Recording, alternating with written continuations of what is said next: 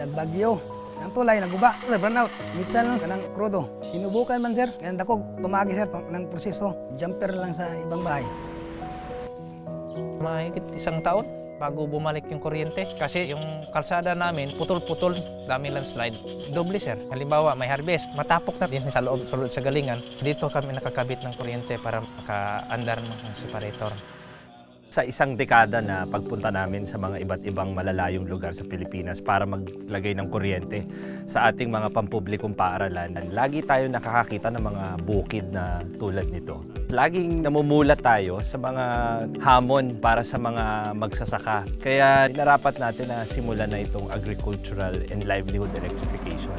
Nakikita natin na masuunlad pa ang ating mga magsasaka sa kanilang mga produce, sa kanilang mga ani. Nakakatulong tayo